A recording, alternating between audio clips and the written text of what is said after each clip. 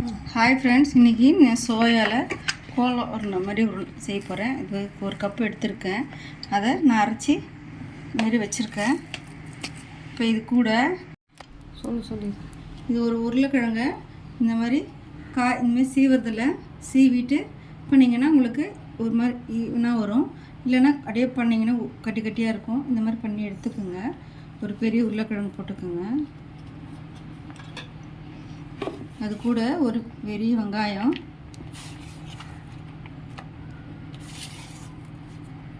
கொத்தமல்லி, கருவேப்பிலை,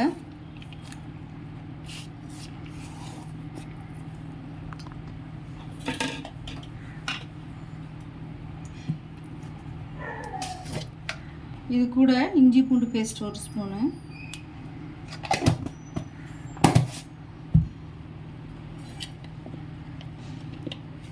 நம்மளுக்கு காரத்துக்கு ஏற்ற மாதிரி மிளகாய்த்தூள், மஞ்சத்தூள்.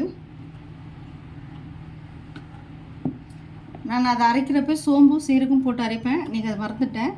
நீங்கள் அந்த சோயா அரைக்கிறப்ப சோம்பு ஒரு ஸ்பூன், சீரகம் ஒரு ஸ்பூன் போட்டு அரைச்சிக்கோங்க. நான் இன்றைக்கி தூள் வச்சுருக்கேன், அதை போட்டுக்கிறேன். சீரகம், சோம்பு தூள். இது கூட கொஞ்சம் பெருங்காயம். இதுக்கு தேவையான அளவு உப்பு.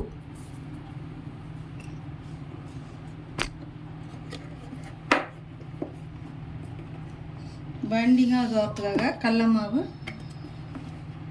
ஒரு 2 ஸ்பூன் போட்டுக்கிறேன்.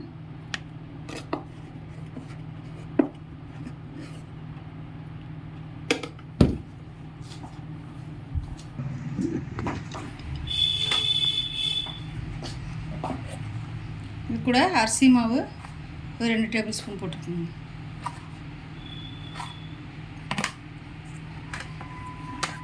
இதெல்லாம் பிசைஞ்சிக்கலாம்.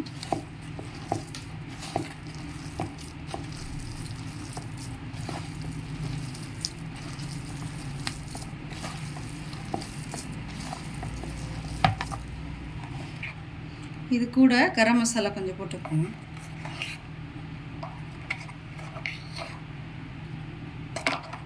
இதுக்கு நீங்கள் தண்ணியெல்லாம் சேர்க்கணும்னா இதில் இருக்கிற தண்ணியே போதும்.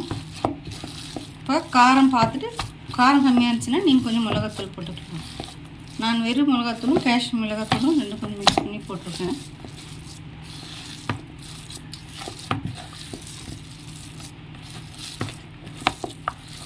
அவ்வளோதான், இது ரெடி ஆகிடுச்சு. எண்ணெய் காய வச்சுட்டு இந்த மாதிரி உருட்டி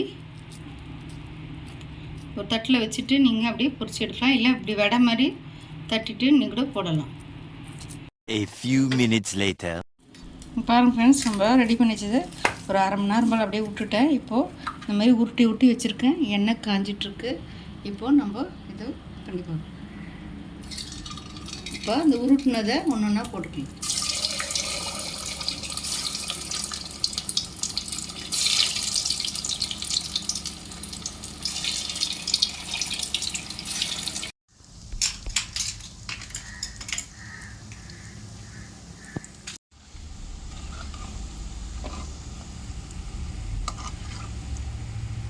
பாருங்க ஃப்ரெண்ட்ஸ், ரெடி ஆகிடுச்சு. இப்போ நம்ம இதை எடுத்துடலாம்.